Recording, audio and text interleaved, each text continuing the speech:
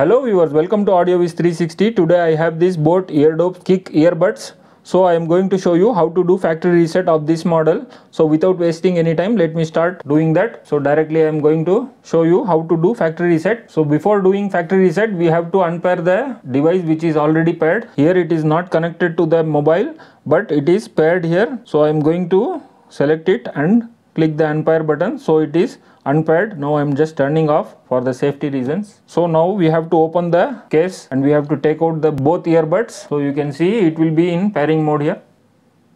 You can see blue red is blinking. Now what we have to do is we have to press this CTC button continuously for 5 seconds.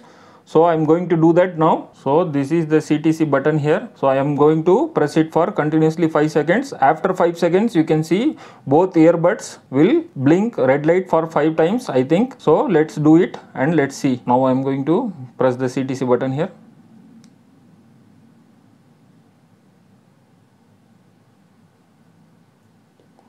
You can see the red light is blinking and again it is started. So to complete the factory defaults, we have to put these earbuds back to its case. So I am going to, so we have to close the lid here. So wait for few seconds. Then if you open, the factory defaults has been done. It is back to factory defaults. Factory reset has been done. Now you can just turn on the Bluetooth here and you can just select the Airdopes Kick here. So it is paired now. That's it.